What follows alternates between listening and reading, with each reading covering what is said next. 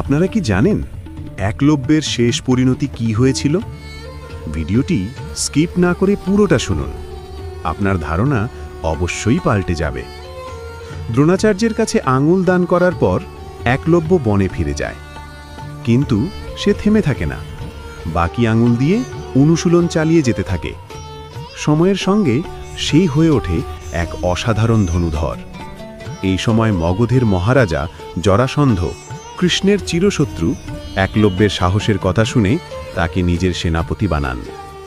জরাসন্ধের উদ্দেশ্য ছিল মথুরা দখল করা এবং কৃষ্ণকে হত্যা করা। তখন মগধের বিশাল সেনা নিয়ে সে এগিয়ে আসে, একলব্য ও তার অগ্রদূত। মথুরার প্রান্তে এক ভয়ঙ্কর যুদ্ধ শুরু হয়। একপাশে কৃষ্ণ ও বলরাম, আর অন্য পাশে জরাসন্ধ ও একলব্য। যুদ্ধের ময়দানে একলব্যের চোখে আগুন। সে বীরত্বের সাথে যুদ্ধ করে অনেক যাদব সেনা ধ্বংস করে দেন, কিন্তু কৃষ্ণ ছিলেন অবিচল।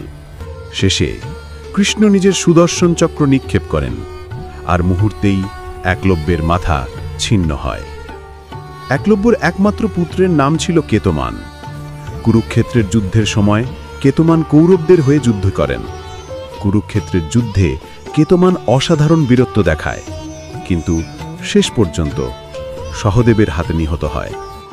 একলব্যের রক্তবীজ নিঃশেষ হয় কুরুক্ষেত্র যুদ্ধেই, কিন্তু ইতিহাসে সেই হয়ে থাকে এক অমর প্রতীক। একটা ছোট্ট অনুরোধ, এই রকম অজানা তথ্য পেতে আমাদের চ্যানেলটি সাবস্ক্রাইব করুন এবং ভিডিওটিতে লাইক, কমেন্ট এবং শেয়ার করে দেবেন। আর পাশে থাকা বেল আইকনটি টিপতে ভুলবেন না। সকলে ভালো থাকুন, সুস্থ থাকুন।